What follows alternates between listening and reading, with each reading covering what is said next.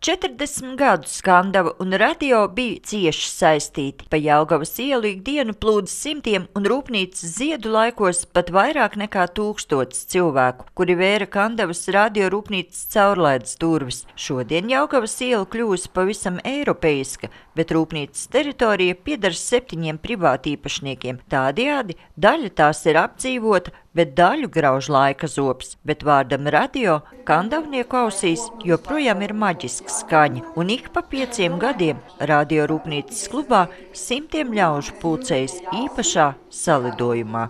Tas nav ūdens, kas abavā plūst. Tā nav asins, kas tev asinīs, kas tev dvēselē līst. Tas ir laiks. Tas nav vilnis, kas apskalo mūs. Tas ir laiks, tas nav atvars, kas gredzenu griež. Tas ir laiks. Būtībā man laimējās, jo es strādāju tādu darbu, kas man ļoti patika. Un tāpēc es uz darbu nācu ar prieku. Un tie tomēr bija mani jaunības gadi, un jaunībā mums vienmēr gan ir zāle zaļāka, gan debesis zilāks. Un tie bija 18 gadi, kurus es atceros ar prieku, jo tomēr tajā laikā bija ļoti aktīva kultūras dzīve. Mums bija tik ļoti interesanti pasākumi šeit, kad, ja iedomājaties, ka vīri, kuri visu laiku virpo ar tādām eļainām rokām pusdienas laikā, savā pusstundas laikā, akordeons priekšā spēlē, un viņi sēž kā buciņi un dzied Jāņu dziesmas mācījāmies. Radio rūpnīca uz toreizējā rūpkombināta bāzes izveidojās pagājušajā gadsimta 60. gados. Sākotnēji tas bija viens cehs, vēlāk Popova Rīgas radio rūpnīcas filiāle, pēc tam arī patstāvīga rūpnīca Kandavā. Pārmaiņu laikos 1991. gadā tika izveidota akciju sabiedrība un ieraksts Lursoft datubāzē vēsta, ka tā likvidēta 2003. gadā, bet atmiņas joprojām ir tik dzīves, ka starp dančiem salidojuma saviesīgajā daļā ik pa brīdim atskan uzruna priekšnieka. Un no malas raugoties, tā vien šķiet, ka rīt šie ļaudis atkal tiksies cehos un laboratorijās.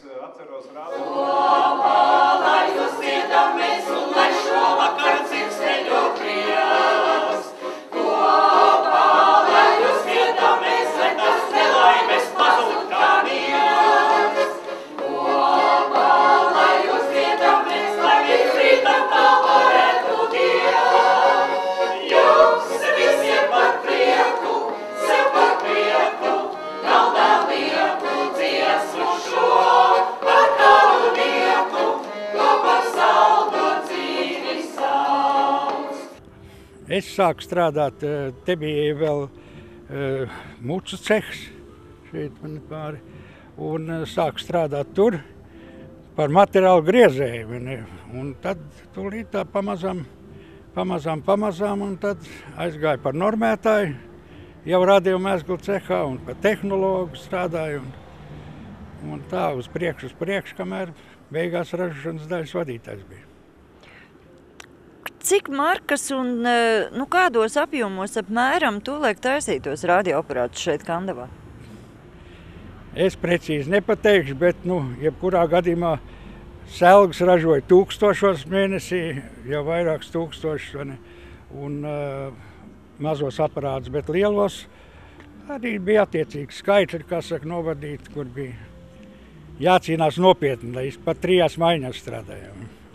Un kā tad ir to slaveno 5-gadus plānu, vai tas plāns arī Kandavā, līdzīgi kā daudz viet citās padomu laika rūpnīcās, bija tikai uz papīru un dabā bija labie pusi? Es gribētu teikt, ka mums tikai pieauga ražošana, pieauga līdz sasniedzot kaut kur pie 1200 cilvēku strādāja. Tā kā, es domāju, ka tikai pieauga. Plāni bija un viņi bija jāizpild, un tad vēl bija virsplāni, jo, teiksim, bija tāds termins štuki, gabalu aparāti bija savienībā jāražo. Un tad uz tam selgas aparātiem mums pielika klāt, lai tur izpildītu savienības štukus. Ziniet, es teiktu tā, ka šī darba vieta bija specifiska ar to, kad bija daudz jāstrādā un visi strādāja, bet cilvēki bija ļoti tāda kolektīva sajūta vienam pret otru. Vispār tāda. Es pat šodien nezinu kaut ko tādu citur pateikt, ka šeit rūpnīcā citu pazina, citu atbalstīja. It sevišķi, piemēram, man bija, es vedu ansambļus, korus, viss, kas rūpnīcā pašdarbības, vadāju visu, kā rūpnīca deva bezmaksas ekskursijas cilvēkiem.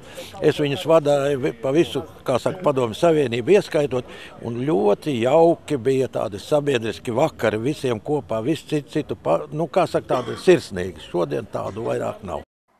Savulaik rūpnīcā bijis arī vietējais radio, par kura programmas saturu vairākus gadus rūpējusies tolaik topošā režisora Dagnija. Kas ir bijis tāds pats interesantākais portrets?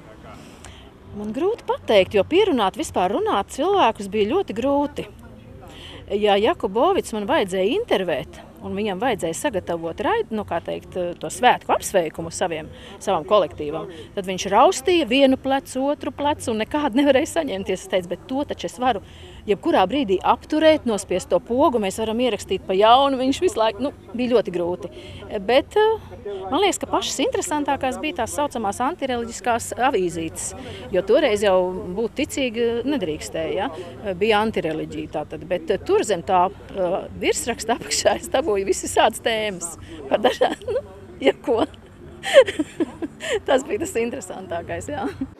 Mazliet apmūsts ar mikrofonu rokās direktors jūtas arī šodien. Ārkārtīgi grūti būtu tagad runāt par tiem jautājumiem, kas ir kaut bija avīzē, bet avīze tikai otrdien. Tad es varu sajūgt, kuriem teikt, ka neatkārtojās. Šogad radio rūpnīcai apritētu 50. gadskārta, un zināmā mērā rūpnīcas klātesamība ir ietekmējusi arī visu mazās Kurzemes pilsētiņas attīstību un izaugsmi. Principā visi kandavnieki, ne tikai kandavnieki, bija iesaistīti radio rūpnīcas dzīvē. Ja sāk analizēt, es pat nevaru iedomāties, kādu šodien būtu Kandava, ja Kandavā nebūtu radio rūpnīca. Jo radio rūpnīcas laikā tika gan uzbūvēts daudz dzīvokļu mājas, kultūras centrs un visu kustību un dzīvi izvērtās ap Kandavas radio rūpnīcu. Līdz ar to es domāju, neviens iedzīvotājs, neviens kandavnieks nevar iedomāties, kāda izskatītos Kandava. Kā būtu, ja nebūtu, nespēja iedomāties arī paši rūpnīcas darbinieki, tāpēc vēl pēc 5 gadiem atkal tiks ritināts atmiņu kamoliņš un šaurajā Deju placī rūpnīcas kluba telpās līdz spēku izsīkumam griests valsis.